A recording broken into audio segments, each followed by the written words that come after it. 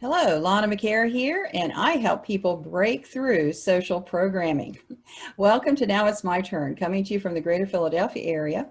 We're here every Friday afternoon on YouTube, and today we're going to be talking about starting a business after 50 during the latest struggles that we've had in the country in 2020. So it's going to be a very interesting broadcast. I can't wait to get started.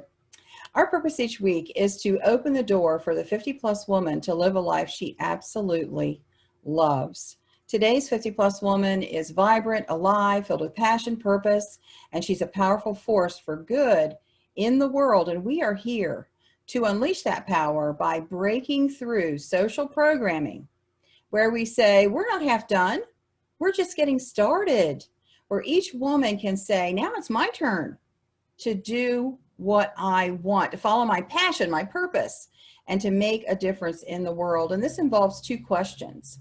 First of all, who am I? Who am I now in this place in my life? Now that all the roles, or at least most of the roles, are complete, you know, kids, career, house, and all that stuff. And now we have an open road for the next phase of our life to ask the second question: what do I really want? Because I find that a lot of times women will push themselves to the side in favor of what everyone else needs and wants. Well, now that the kids are older, now that things are complete, what do I want my life to look like? And so we're bringing resources to you and some very interesting speakers who think a little outside the box. And that's what I absolutely love. So get your pen and paper and write down your intention for today's program. And let your friends know that we're here. And don't forget to subscribe, comment, and like this broadcast if you find that it's helpful.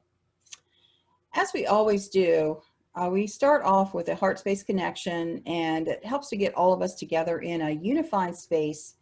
And let's go into that right now. It's one of my favorite times in the broadcast. Just take a deep breath. Feel your body in the chair, feel your feet on the floor, and let your heart space swell. Just let your heart fill with love. Just let the love just come up. It just feels so warm and so good. And let that loving feeling just expand and fill your entire chest. Just fill your body with love. And let it come all the way from the top of your head, all the way down to the bottoms of your feet, at the ends of your fingers. Fill yourself up. It's so good for you. It's good for your health. It's good for your mental health. And then let this loving feeling just fill the room from the ceiling to the floor, wall to wall. Just fill the space with love. So it just fills the room. And now let it fill the entire building from ceiling, from roof to basement, wall to wall, all the way around the property. Just fill up with love. You know, the Heart Space Institute, Heart Math Institute tells us that this is real. They've measured heart energy with instruments, and it's a wave that goes out. You know, a lot of times when we're doing processes here, it's imagination games, but this is not imagination. This is real. And I want everyone to know, when you stop and let your loving energy go out, you're actually improving the area. Because when you let your heart space go out to the whole region, like we're going to do now, out to the whole region, just imagine the hospitals and the education facilities and the retail stores and all the housing developments. When you do that, crime rate goes down. Immune systems are boosted and helped. Everything is better when loving energy is going out. And now let your heart space energy just go out over the entire continent: North America, South America, Europe, Asia, Australia, from sea to sea. And when we do this, as one person might be in Australia, we have viewers all over the world, Europe. When my heart energy and your heart energy come in connection with each other, they cross. and they light up like a grid, and we're connected in this beautiful space, this beautiful loving space. And the healing for one becomes a healing for all, and we're better together than we are alone. And now, let your heart energy just go all the way around the globe and back, covering the earth with this wonderful, loving grid. Very good. Thank you so much for participating in this every single time. We are helping each other. We're helping the earth. We're helping people around the globe by doing this together. It only takes a few minutes, and you can do it anytime. Anytime, when you're going to sleep, when you're waking up, when you're in the shower, whenever you think of it. Very good. Okay, let's get our guest in here. Let's see how we can get this done. All right.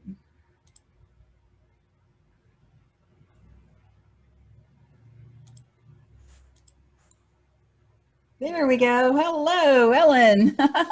Hey. Welcome. Ellen Belk is a silver lining strategist and dementia care practitioner. She's a founding owner of Keep in Mind. Keep in Mind is a consulting company, and their primary clients are senior living operators, developers, and product innovators in the aging space. They offer a program called Caregiving 411, which is an initiative for those business owners and employees who want to add a caregiver support benefit or option for those employees who are balancing care and career. Welcome, Ellen. Well, it is my pleasure to be here. Lana, I wish all of my interviews started out the way you just started this. I am so zen right now. I'm loving it. I feel like I should be on my yoga mat with you. This is wonderful. This is super wonderful. I love your energy.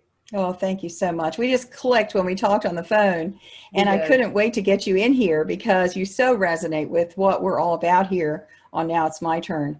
So this whole thing, and we're not allowed to say that word, on YouTube, because YouTube will censor us. So watch out what you say. Okay. The word that is, about the thing that's going around and why we've been on lockdown and all that.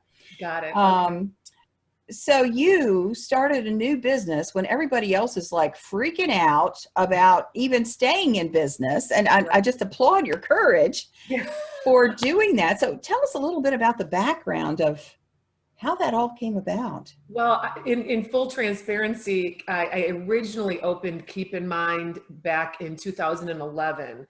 I had at that time been in the senior living space for I probably entered the senior living space in about 2002. So I'd already been in it for a while, and I just was burned out.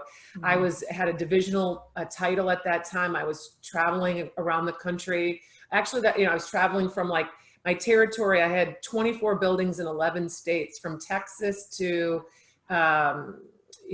Delaware. So I was a road warrior, and I specialized in holistic. Well, at that time, let me just say I oversaw these dementia neighborhoods, these communities that, I was the divisional director of Dementia Care for a big organization. And I was just so burned out. And so I left at that time because I wanted to build a better mousetrap. Whether I was in Texas, Kentucky, Wisconsin, I'm thinking of all the things east, Florida, or in Delaware, I was constantly seeing the same caregiving issues, the same operational issues. And I knew it didn't matter where I was, we were all doing kind of the wrong thing in regards to the day-to-day working with our friends with dementia. So I originally launched Keep in Mind in 2011 with this great idea of bringing my energy and being kind of more in control of the messaging, and trying to get clients that believed in my vision for how we did this, how we do the work. Well, and it was at that time, it was in 2011-ish, that I kind of created who I was, and it was a holistic dementia care practitioner. I'm kind of a let's lead with non-pharma first kind of a gal. So I was working with clients on, we need to do what you just did. We need to be paying attention to the care environment. Is it toxic? Many of them are. not only with human toxicity of attitude, but just the chemicals that we use in long-term living. And it's not good. It's neurological inhibitors for people who have a dementia diagnosis. So it's not helpful, and communication. And so I created this little 4-pillar philosophy based on my holistic vision. And I had clients. And then of course, what happened to me at that point, several years into it, I was in business the first time about 6 or 7 years, and then one of my largest clients made me an offer I couldn't refuse. So I took it, and I took it, and I grew with this client, and I had, was making more money than I'd ever made in my life, and I was tickling 50, I was getting close to 50, and this is the time when we have to kind of plan for the rest of our life. So I was doing it with all the right intention, and I only had a handful of clients. It was good for me because as one person, but now I was able to, in this new role, I legit was going coast to coast from Seattle to Jersey and everywhere in between. This was a very big company, and it made me feel like, okay, I'm going to impact many, many more people. And again, it was there. I know your listeners will understand, there comes a point, and especially as I then turned 50, and I was, I'm now 52. And as I was gaining in that decade of my life, there just comes a point where you say, what am I doing?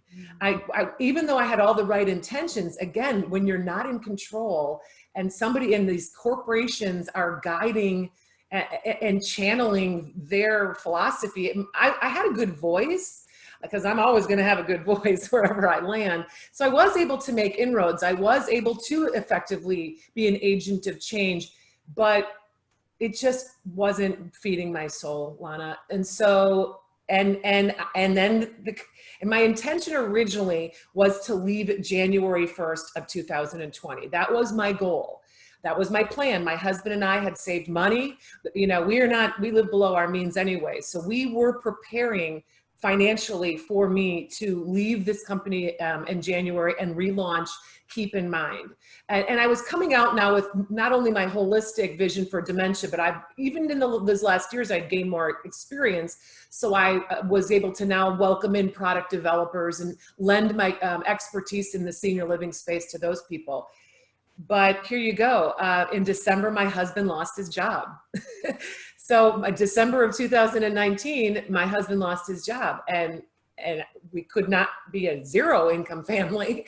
And so I had to readjust, and I thought, okay, I'm going to hang in here. He's going to find a job. And I'm going to then kick my plan in. Well, that didn't happen. And so by March, he was still unemployed, and now we were in the midst of the pandemic. And of course I'm in senior living, so I'm in the heart of it all, in the most, with all the most compromised. And I didn't like the direction we were going with this. I even further wasn't aligning with how things were going. And I couldn't even recognize myself, Lana, anymore. I was not involved in healthy behavior, just not getting enough. I hadn't gotten good sleep in probably a year at this point. So I was exhausted all the time. And I had to come to Jesus with my husband. And I said, we'd saved a lot of money, enough for me to, even if I did step away, we just got to kind of survive. But the way I look at it is, yeah, this money is good, but my soul is being crushed. So we made a conscious decision, and I gave my notice, and April 24th was my last day on the job. I gave a 5-week notice. I had no clients. I had zero. I didn't have anything, but the idea that if I don't break away from this toxicity and get back to running my company from my perspective and attracting clients that align with me, then I'm never going to do it. And so I kind of that's what I did. And it was scary. But I've never felt more free or better and more healthy. Mm-hmm. And my husband got a job.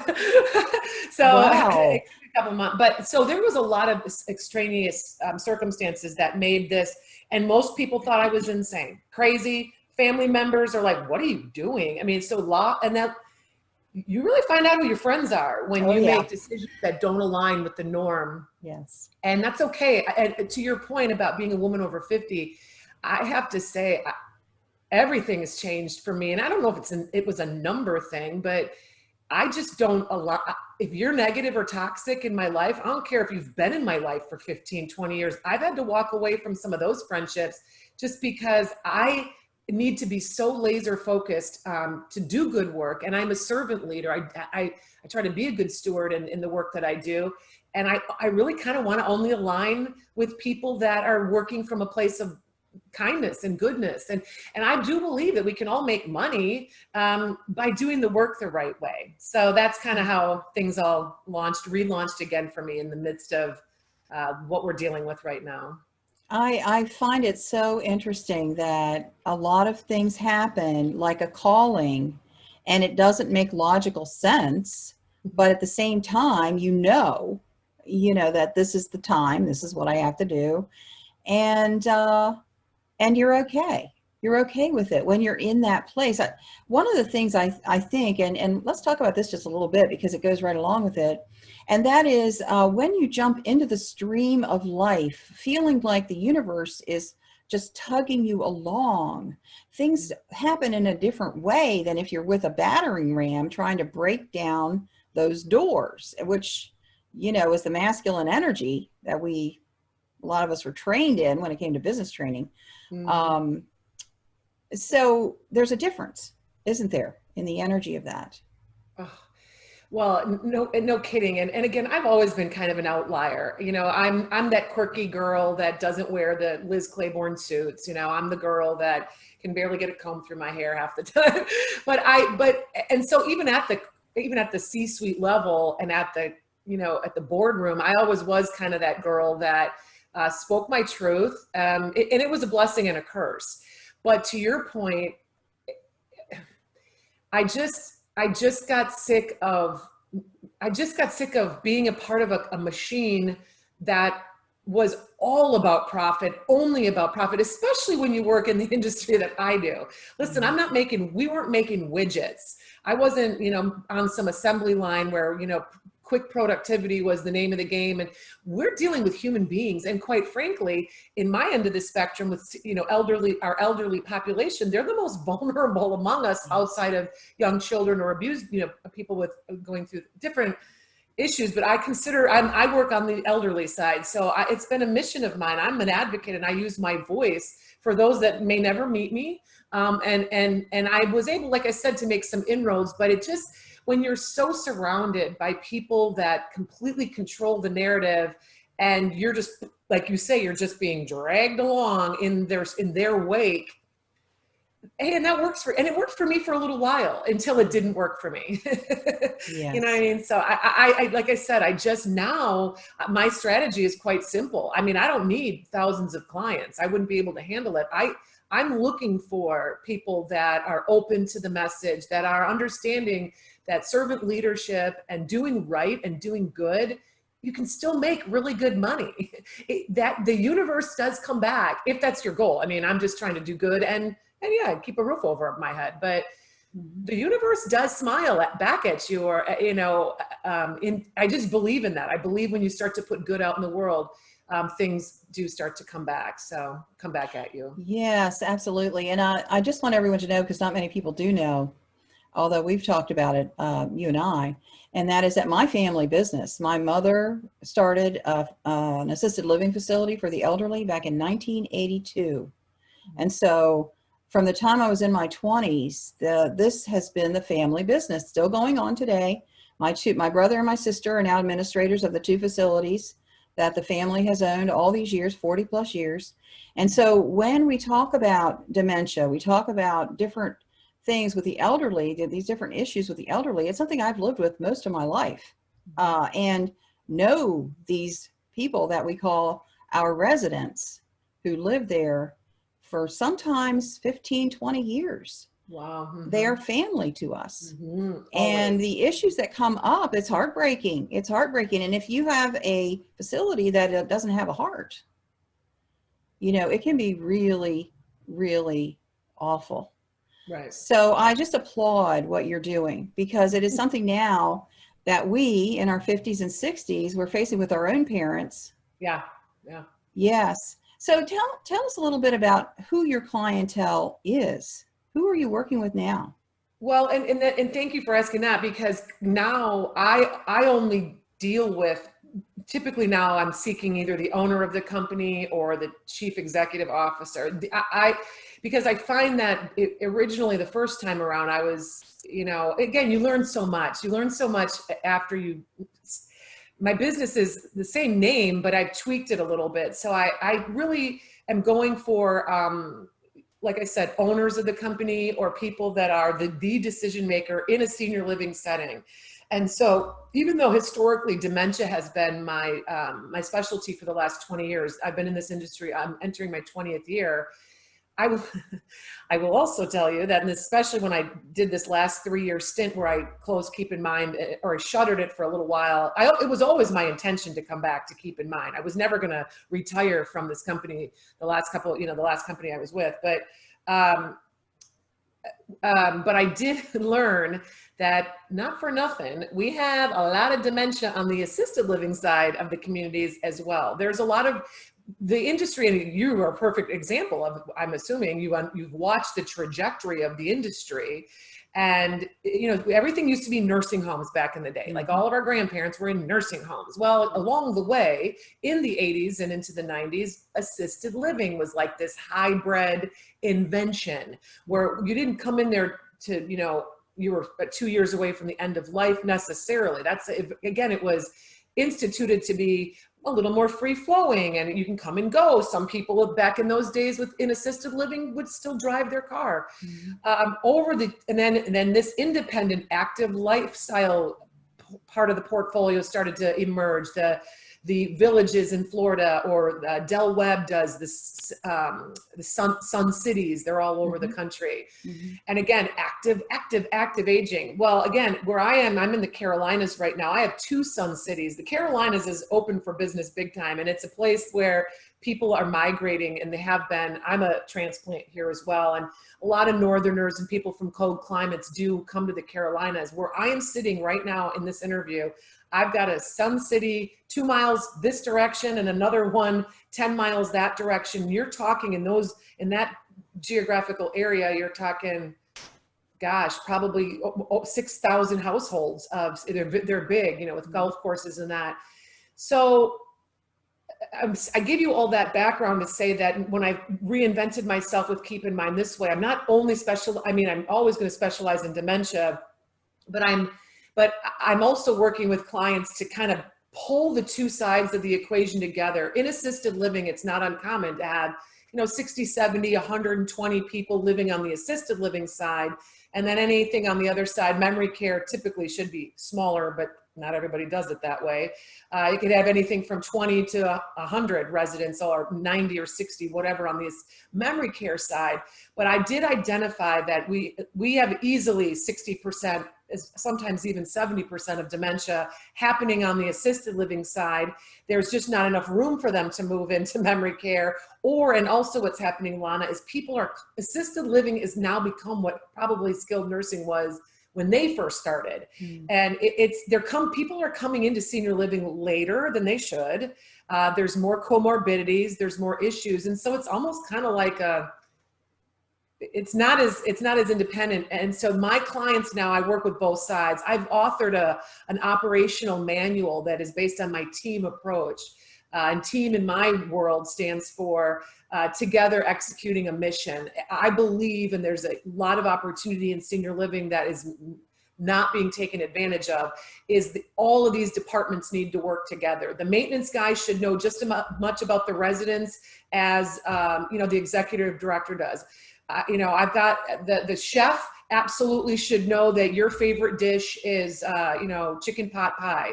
And if we're really awesome, we get somebody in your family to give us the recipe of your chicken pot pie. And we talk about that next Sunday, we're having, Lana McAra's chicken pot pie that her grandma, it's this, a team creates a family, and it can become so seamless. And so that's who I work with. I work with people who buy into my philosophy, who would use my operational manual. And again, it has to be the decision makers at the top, because you do have to pay me. And then on the other side of it are product developers. There's a lot of people I've got, in conversations with a lot of tech people right now, because of the current life conditions that we're all living through right now. That is one thing that has hugely exploded in the senior living space, is when you can't communicate with people, especially when your loved ones are in a long-term living environment.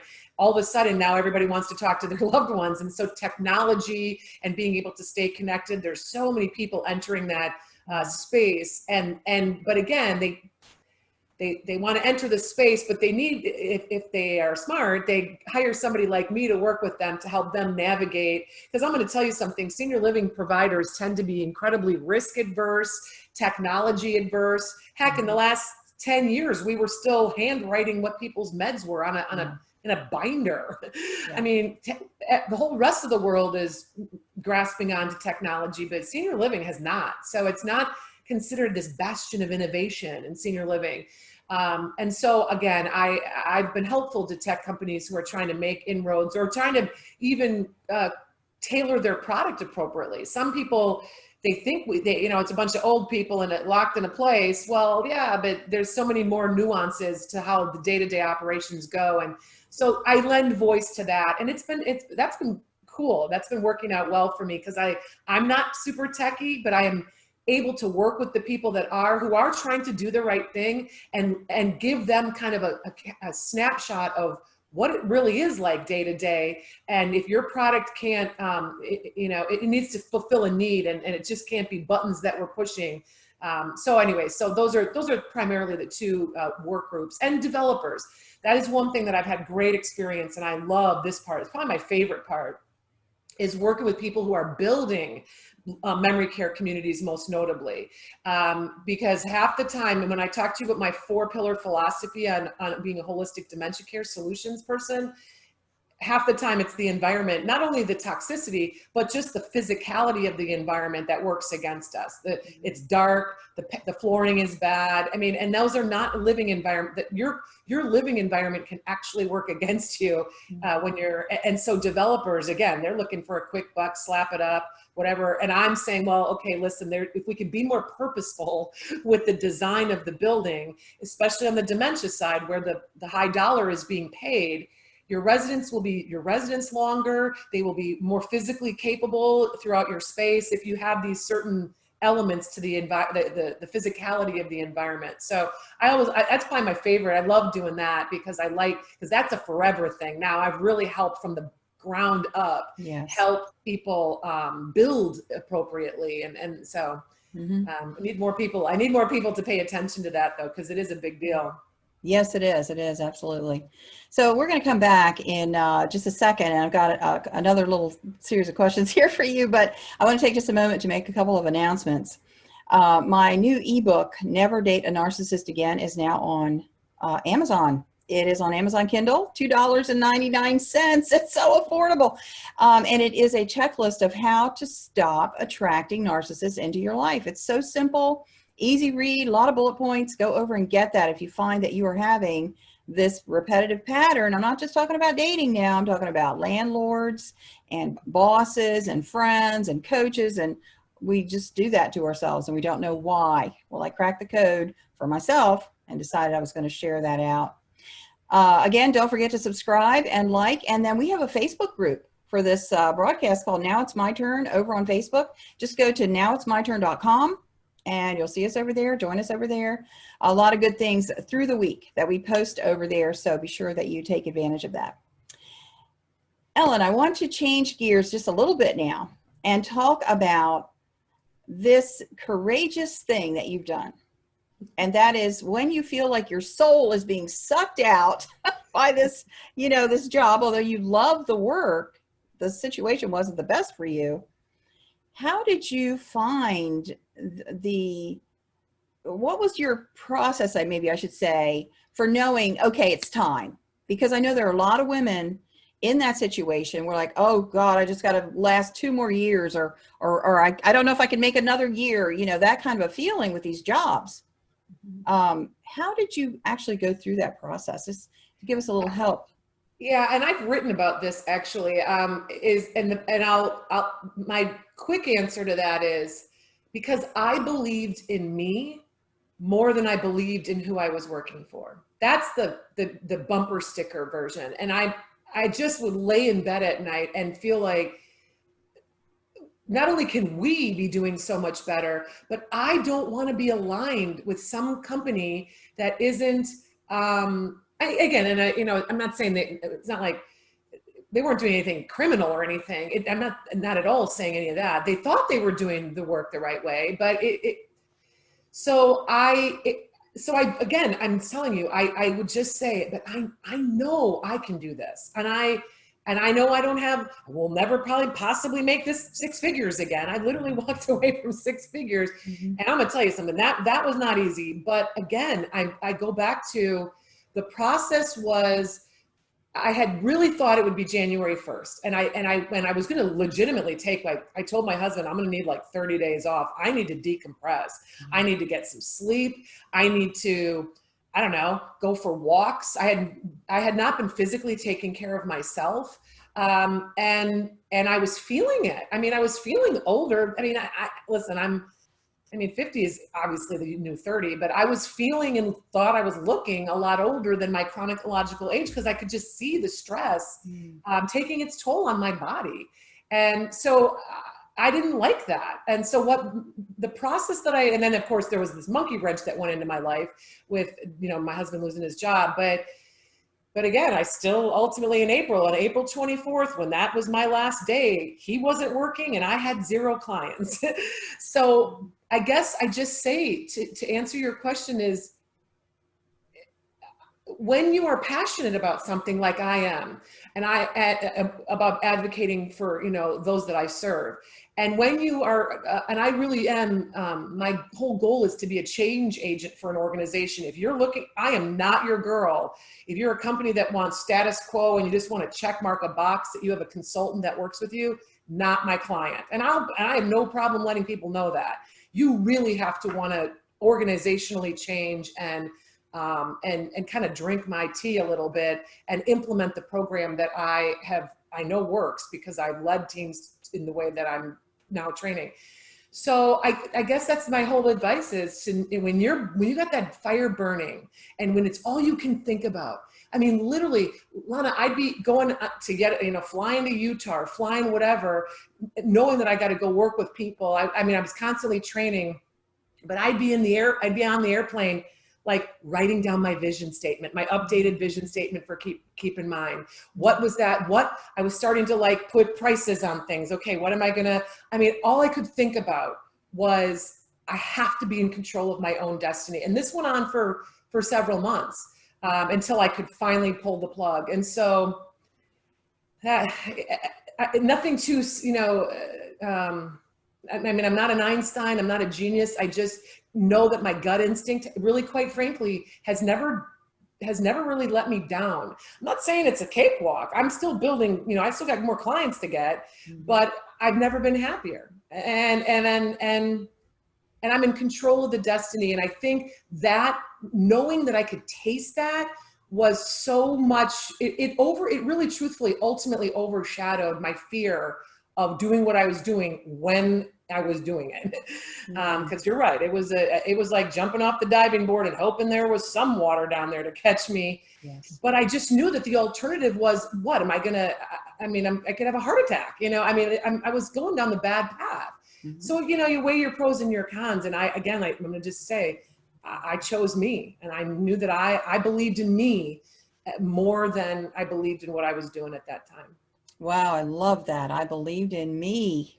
You knew what you had to offer, and you knew it was time, and you just went ahead and did it.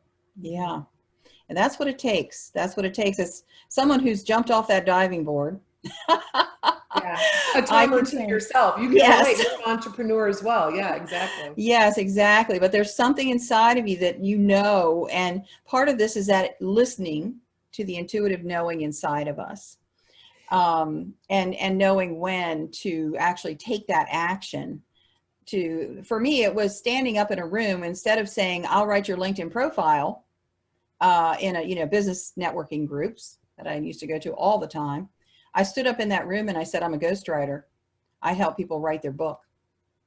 And when I did that, within 2-3 months, I had my first book client, and I've Nice. been supporting myself for about 6 years now, full-time Yeah, ghostwriting. see?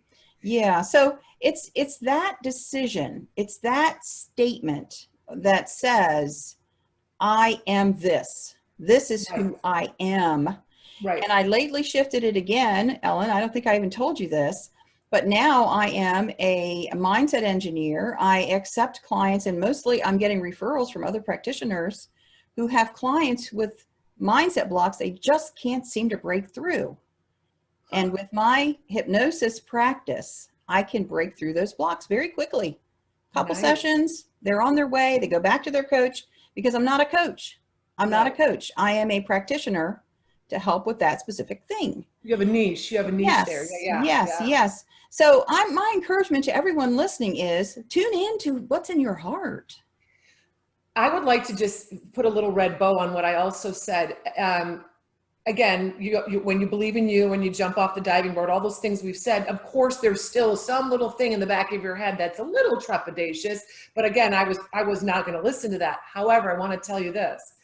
So on the day that I gave my resignation, and I'd worked with this company for several years, and I'd been a very integral high-level player, and gave my notice to my boss. I chose to do it via email. It was 7:00 in the morning. I sent that email. And this is actually someone I'd known for years and years. I'd worked with this person before. And I did not get an acknowledgement or anything until 6 p.m. that night. And mind you, throughout that day, so I sent this, hey, and again, of course, I know the timing was bad, but I was also on 2 conference calls that day with that person and other people. So I knew they were working. Mm-hmm. I knew that it was received. I waited 11 hours to hear, and the person, my boss, said to me, "Yeah, I had a feeling this was going to happen. I could tell you haven't been happy for a long time."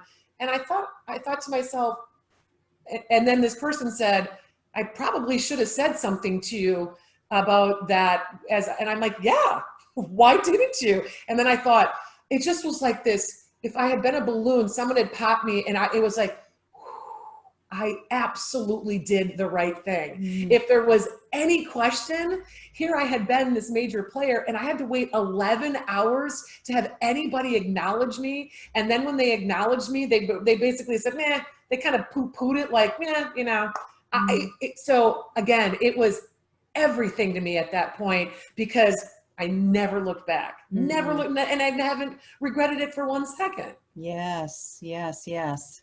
So this leads to another question, because this is something that we all face.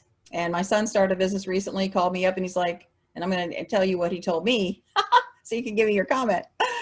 "I'm working around the clock. I'm working till 11 o'clock at night. I get up at 6 in the morning. I can't seem to get it all done. How do you do this, Ma? How do you do this?" That is true. Yeah, that is true, right? What I'm curious what you said to him. I said, Yeah, well, welcome to small business ownership. I said, "Welcome to being a small business owner who works Yeah, at home. There's no place to check out. yeah, There's no place no, to go." yeah, And that is the parameters and the boundaries that you set for yourself are what is going to keep you from exhausting yourself. yeah, To say, "I don't work on the weekends. That desk is going to be there when I get back on Monday morning, and it's going to be fine. And whatever's there will wait." And yeah, that means you're serving your clients, sure, but you do it within a structure, and don't let it take over everything. You can't. You'll end up sick. You'll end up yeah. burned out. Yeah. Yeah, no, and I'm actually a much better again at this stage of my life than I was ever before. I've had actually a company that's trying to get me to work with them, and we've had a couple of conference calls, but they always are canceling like at the last minute. And the other, one of them happened yesterday. It was our third call was yesterday. And it was like at 2 hours. This time they gave me 2 hours. Oh, we're going to have to bump this back. Can you do it later this afternoon? And I said, no, sorry. My next available is next Thursday. Now that is actually true because I do have other things going on, but the old Ellen would have been like, no problem. I'll, sure, call me later. What's convenient for you? Those days are over with me now because to your point, and everyone will start, you become a doormat and I'm not saying I'm trying to be unbending, but to your point, I have to, if I'm not doing what's good for me in my business, hey company, whoever, you're one little quotient of my day. You've now kind of screwed that up a little bit. No problem. This was the second time they did it though, by the way, but whatever, but I'm not going to make it easy and reward you for being able to do that. So yeah, I'm with you, having those parameters, and not feeling bad about it.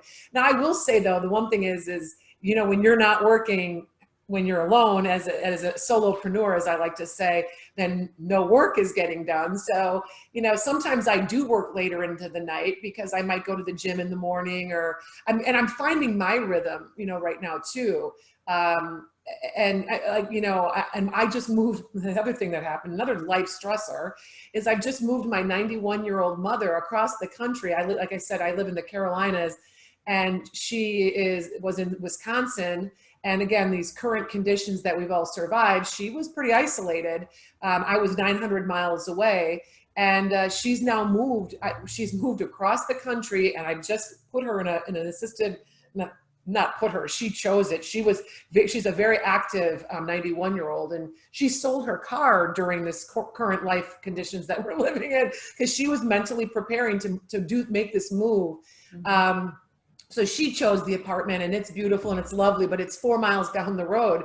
And so that sucked a lot of lifeblood out of me because I was coordinating all of it from soup to nuts, the sale of her condo, dealing with the local provider. And so again,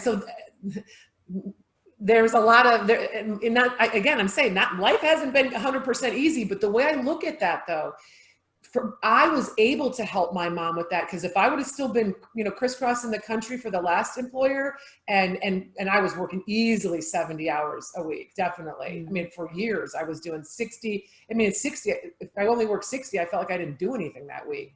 So this move with my mom, I always like to believe that everything happens for a reason. The universe, like I said before, it really does come back. And I thought if I wasn't in business for myself, and I didn't have the ability to make my own time and be able to kind of drop things and go to her in Wisconsin, I wouldn't have been able to pull it off. So I kind of choose to look at everything happens for a reason, and there's always a positive spin that you can, if you take a beat and you don't get bogged down with self-pity, we really are built to survive. We really are built to thrive as human beings, but it's all in the attitude and how you perceive and look at the world around you. You know what I mean? Sure. And I love what you said about finding your rhythm because everybody works in different ways. And as a writer, I might wake up at 3 a.m. with a great idea and hit my desk and be there for 3 hours, and 6:30, I tumble back into bed and I don't get up until 10, 11 sometimes. But you know what? Doesn't matter. The client doesn't care when I write. They just want the work done. And 100%. so that is a part of the freedom of it. But then on the other hand, I could write all weekend. I could write all the time. I could be writing at the beach. I could be writing anywhere and never have a break. So you have to know what is good for you. And by that same token, I love what you said, because as older women, as older people, I think we understand you cannot let the client drain you of your energy, of your focus, of what it takes to keep you going. Because I've had clients want to jump on a call on Sunday afternoon. And at first I would say, yeah, I'm not really doing anything today. But then it ended up being 2-3 hours. I'm totally drained. Now my day is gone. Monday morning, I've got to be back to work. And I already feel that this week is now starting off on a low point where with the maturity comes the fact of saying, I'm sorry, I'm not available today. I'll be happy to talk to you tomorrow or anytime this week that's convenient for you. I'm just not available today and guarding those times when we need Well, to and I have. think as women in general, we do, you know, and I'm not a girl that likes to blanket statement everything, but we do tend to devalue ourselves. And even if you're, whether you're a corporate level person, you're a homeschooling mom, I don't care who you are. We as women do tend to put others first. We're wired that way. Mm-hmm. And there is a place for that, of course. And I like that femininity. I like that. I mean, I'm not, but it's, truthfully, if you, to your point, if you're constantly letting others dictate the way your ship is sailing, and it's like, wait a second, but I'm the captain of my ship. Why are you pulling me around? I guess we don't seem, men, maybe it's more intrinsic with them, but when we do set boundaries, when you do set, it's not like you said, no, I can't talk on a Sunday. You said, I can't talk today, but what works for you during the week? That's a very strong and yet kind way of saying, yeah, this isn't going to work for me. You're not going to dictate how my Sunday goes, but here's some other options. So we're still weaving in that feminine ability to, I don't want to lose you as a client or anger you as somebody, but I wouldn't do that to you, you know? Yeah. So, and men are real good. I mean, men are real good about, not all women are doing what I say. Again, that's the scary thing about giving a blanket statement, but men do tend to be better at, you know, drawing a line and sticking to what they believe their value and their worth is. And again, it's so much easier now for me at this age of my life, because it's like, yeah, no kidding. I've done a lot of cool things. I've been very valuable to people. And just because I work for myself now, I got to work for $3.50 again? Not going to happen. Mm-mm. And I'm not apologizing for that. So, and whether it's valuing my time, whether it's valuing my fee, whether it's valuing my intellectual property, that's another thing. Everybody wants to call you and drain you and ask, well, I just want to ask you a couple questions. And then, they're not client worthy. So I even kind of, am careful about that stuff too. It depends on who you are. Dementia is so specific, and and that is so scary, especially that side of my business.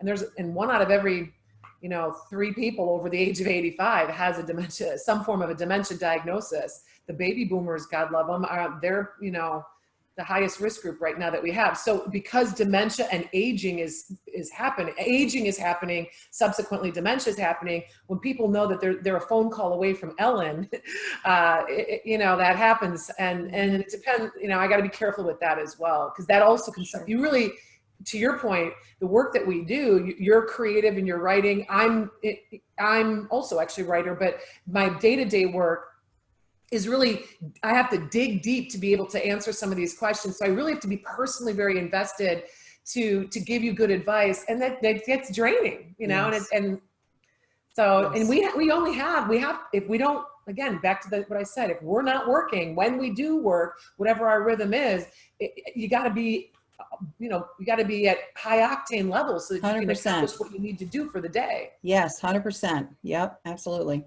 Wow, our time is just going so fast here. Yeah. So I just want to ask you, how do people get more from you? How do they stay in touch? Give us your information. Well, I hate to say it, I am not I got off of the crazy train of social media several years ago. Again, one of those things where I was trying to detoxify my life.